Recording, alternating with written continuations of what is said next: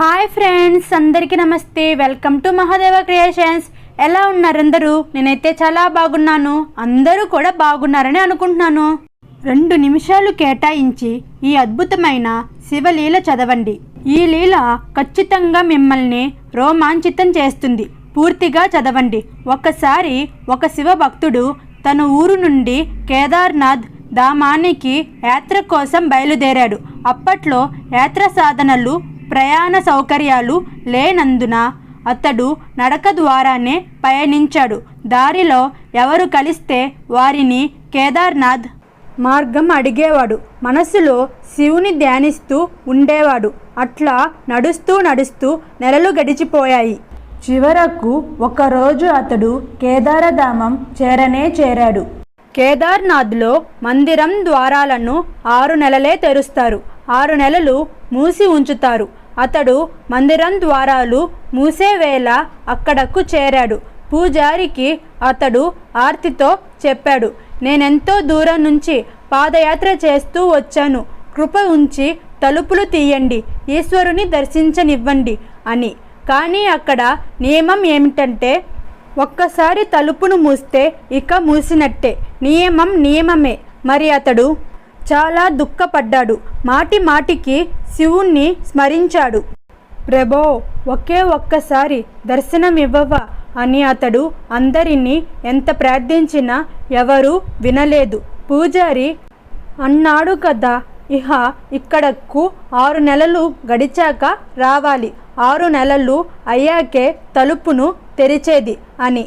6 నెలల పాటు ఇక్కడ మంచు కురుస్తుంది అని చెప్పి అందరూ అక్కడి నుంచి వెళ్ళిపోయారు. అతడక్కడే ఏడుస్తూ ఉండిపోయాడు.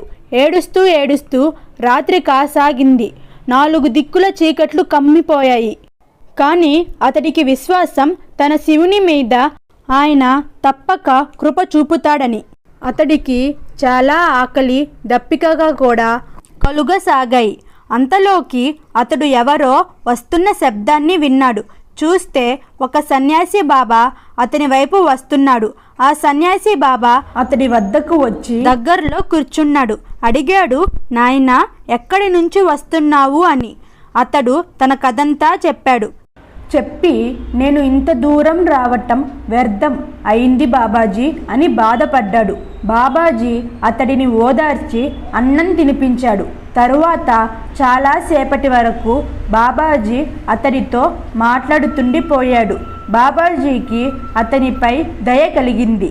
ఆయన, నాయనా, నాకు రేపు ఉదయం మందిరం తప్పక తెరుస్తారని అనిపిస్తున్నది. నీకు తప్పక దర్శనం దొరుకుతుందని అనిపిస్తున్నది అని అన్నాడు. మాటల్లో పడి ఆ భక్తుడికి ఎప్పుడు కన్ను అంటిందో తెలియదు. సూర్యుడు కొద్దిగా ప్రకాశించే వేళకు భక్తుని కళ్ళు తెరుచుకున్నాయి.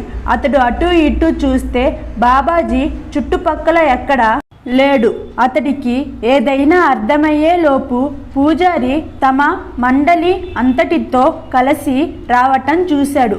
అతడు పూజారికి ప్రణామం చేసి అన్నాడు, నిన్ననేమో మీరు మందిరం 6 నెలలాగి తీస్తామన్నారు కదా.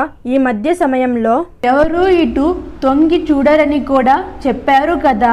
కానీ మీరు ఉదయాన్నే వచ్చేశారే అని అన్నాడు. పూజారి అతడి వంక పరిశీలించి చూస్తూ గుర్తుపట్టటానికి ప్రయత్నిస్తూ అడిగాడు, నువ్వు మందిరం ద్వారం మూసేసే వేళకు వచ్చిన వాడివే కదా. నన్ను కలిశావు కదా. 6 నెలలు అయ్యాక తిరిగి వచ్చావా అని అన్నాడు. అప్పుడు ఆ భక్తుడు అన్నాడు ఆశ్చర్యంగా, లేదు, నేనెక్కడికి పోనే లేదు. నిన్ననే కదా మిమ్మల్ని కలిసింది. రాత్రి నేను ఇక్కడే పడుకున్నాను. నేనెటూ కదలలేదు అని చెప్పాడు. పూజారికి ఆశ్చర్యానికి అంతే లేదు. ఆయన అన్నాడు, కానీ నేను 6 నెలల ముందు మందిరం మూసి వెళ్ళిపోయాక ఇదే రావటం. నీవు 6 నెలల పాటు ఇక్కడ జీవించి ఎట్లా ఉండగలిగావు? పూజారి అతడి బృందం అంతా విపరీతంగా ఆశ్చర్యపోయారు. ఇంత చలిలో ఒక వ్యక్తి ఒంటరిగా 6 నెలల పాటు జీవించి ఎట్లా ఉండగలడు? అప్పుడు ఆ భక్తుడు ఆయనకు ఆ సన్యాసి బాబా రావటం, కలవటం, ఆయనతో గడిపిన సమయం, విషయం అంతా వివరించాడు. ఒక సన్యాసి వచ్చాడు. పొడుగ్గా ఉన్నాడు, పెద్ద గడ్డం, జటలు, ఒక చేతిలో త్రిశూలం, మరొక చేతిలో డమరుకం పట్టుకొని మృగ చర్మం కప్పుకొని ఉండినాడు అని. వెంటనే పూజారి, ఇతరులు అందరూ అతడి చరణాలపై పడిపోయారు. ఇట్లా అన్నారు, మేము జీవితమంతా వెచ్చించాము, కానీ ఈశ్వరుని దర్శనం పొందలేకపోయాము. నిజమైన భక్తుడివి నీవే. నీవు సాక్షాత్తు భగవంతుడినే, శివుడినే దర్శనం చేసుకున్నావు. ఆయనే తన యోగ మాయతో నీకు 6 నెలలు ఒక రాత్రిగా మార్పు చేసేశాడు. కాలఖండాన్ని తగ్గించి చిన్నగా చేసేశాడు. ఇదంతా నీ పవిత్రమైన మనసు, శ్రద్ధ, విశ్వాసాల కారణంగానే అయింది. మేము నీ భక్తికి ప్రణామాలు అర్పిస్తున్నాము. ఈ వీడియో మీకు నచ్చినట్టయితే, ఇన్ఫర్మేటివ్గా అనిపిస్తే, ఇలాంటి మరిన్ని వీడియోస్ కావాలంటే నా ఛానల్ని సపోర్ట్ చేయండి. Like, share, subscribe my channel. Thanks for watching.